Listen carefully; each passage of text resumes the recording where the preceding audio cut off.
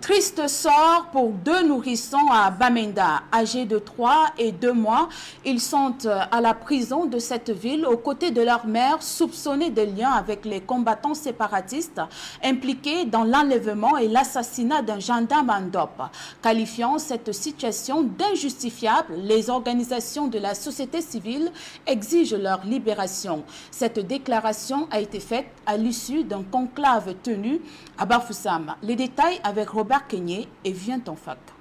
Réunis à Bafoussam dans le cadre d'un atelier de renforcement de leurs capacités sur la surveillance, la documentation et le rapportage des violations des droits de l'homme, 30 organisations de la société civile dans une déclaration appellent à la libération de Laetitia et Serra, deux bébés âgés de 3 et de 2 mois, actuellement incarcérés à la prison centrale de Bamenda. Aucune raison ne justifierait qu'on puisse aujourd'hui dire qu'un enfant a pour domicile la prison. L'enfant ne peut pas avoir commis un délit ni un crime. Le triste sort de ces bébés est intimement lié à celui de leur maman, identifiée comme proche de combattants séparatistes, ayant ôté la vie de manière barbare à un gendarme en Ndop dans la région du Nord-Ouest, un des épicentres de la crise anglophone. Ce qui se passe, c'est que le 24 juin 2025, très tôt le matin, les séparatistes ont intercepté plusieurs véhicules. Ils ont extorqué l'argent comme ils font d'habitude et ils ont aussi kidnappé 15 personnes. Dès qu'ils arrivent en bourse, ils constatent que parmi ces 15 personnes, il y avait un membre des gendarmes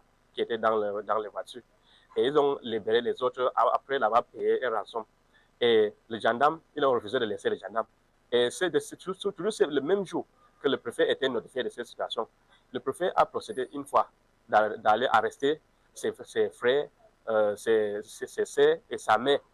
Et l'a amené à la gendarmerie brigade Ndop. Et après, le préfet même a engagé certains prêtres en Ndop, à l'église catholique, pour essayer de négocier avec eux, pour voir s'ils pouvaient négocier avec les séparatistes, pour qu'on laisse les gendarmes avant qu'on laisse ces bébés et les mamans. Et les séparatistes ont plutôt exécuté ces gendarmes. La démarche des autorités, qui cadre avec la loi du talion, est selon des défenseurs des droits humains une solution inappropriée à la crise qui, depuis 2016, a déjà fait des milliers de morts dans les deux régions anglophones du Cameroun. La répression, tout azimut, ne peut créer que le cercle vicieux de vengeance, vengeance et vengeance.